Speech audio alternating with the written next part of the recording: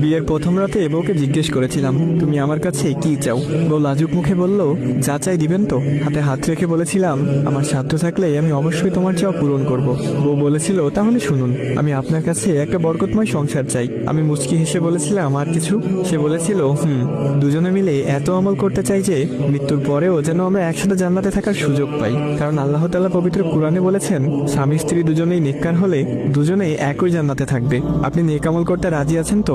আমি বলেছিলাম, ইনশাআল্লাহ। সে আবার বলেছিল, আর শুনুন, আমি সংসারে কোনো অশান্তি চাই না, তাই আমরা দুজনেই নিয়মিত তাহাজ্জুদের নামাজ পড়বো ইনশাআল্লাহ। কারণ যে ঘরে স্বামী স্ত্রী দুজনেই তাহাজ্জুদের নামাজ পড়বে সেই ঘরে কোনোদিন অশান্তি হবে না, আর বেশি রাগ করা যাবে না। রাসূল সাল্লাল্লাহু আলাইহি ওয়াসাল্লাম বলেছেন, রাগ মানুষের ঈমানকে ধ্বংস করে দেয়।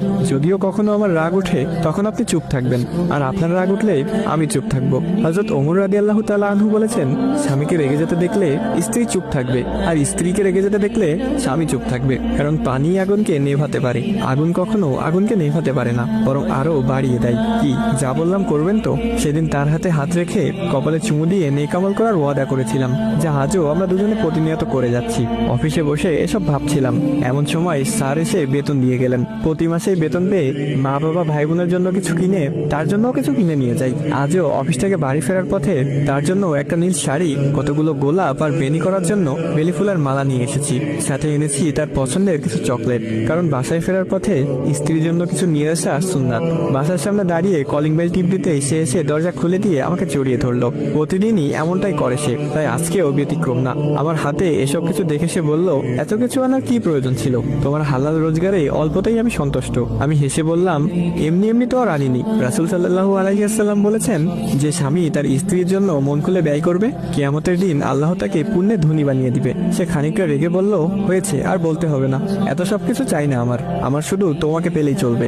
এখন এসব দিয়ে যাও, ফ্রেশ হয়ে আসো, দুজনে মিলে একসাথে খাবো। খাওয়া দাওয়া শেষে এসে বায়না ধরলো চাঁদ দেখবে। কি আর করার, সে নীল শাড়ি পরেছে, ভেনিতে বেলি ফুল বেঁধেছে, ফুলের সুবাস ছড়িয়ে পড়ছে তার মাঝে। আমিও তার পছন্দের নীল পাঞ্জাবি পরে তাকে নিয়ে ছাদে গেলাম পূর্ণিমার চাঁদ দেখতে। হঠাৎ সে এসে বলল, এই আমাকে প্রপোজ করো।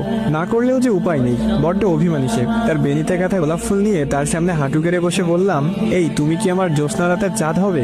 আমার বদ্ধ ঘরের খোলা জানলা হবে? গল্পের রানী হবে কি আমার? যে গল্পটা রচনা করব শুধু তোমার আর আমার। সে মিষ্টি হেসে আমার হাতের গোলাপটা নিয়ে বলল, আমি কি না করেছি নাকি? এই তো চলছে আমাদের প্রেম। তুমি যে কবে এসে বসলে মন গহিনে আমার, তুমি কি জানো না গল্পটা তোমার আমার? আল্লাহ পাক প্রতিটা মানুষকে দিনদার ফরহেজগার মুক্তাদির জীবন সঙ্গী দান করুক। সবাই বলি আমিন।